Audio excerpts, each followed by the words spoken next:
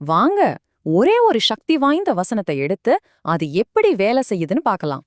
இந்த வசனம் ஆரம்பத்திலே ஒரு பெரிய விஷயத்த சொல்லுது. அதோட மூலம் என்னன்னு பாருங்க, இது வெறும் வார்த்தைகள் இல்ல, இது ஒரு தெளிவான கோட்டை கிழக்குத.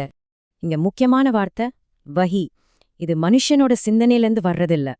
படைப்பாளரோட செய்திக்கும் மனுஷனோட தத்துவத்துக்கும் இதுதான் வித்தியாசம். அப்போ எந்தவித கட்டாயமும் இல்லாம இந்த வசனம் எப்படி தனக்கான அதிகாரத்தை உருவாக்குது? அதுக்கு காரணம் இது நேரா படைப்பையே சுட்டிக்காட்டுது. அதாவது பூமியையும் வானங்களையும் படைச்சவர் தான் இது சொல்றாருன்னு சொல்லுது. நமக்கு தெரிஞ்ச விஷயங்கள், தெரியாத விஷயங்கள் எல்லாத்தையுமே இதுக்குள்ள கொண்டு வந்துடுது. யோசிச்சு பாருங்க, எல்லாத்தையும் படைச்ச ஒருத்தருக்கு எல்லாமே தெரியும் இல்லையா?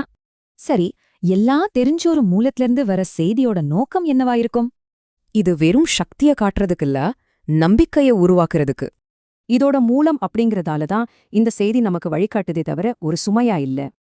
ஆஹா, இந்த வசனம் வரப்போற விஷயங்களுக்கு ஒரு பெரிய முன்னுரையா இருக்கு.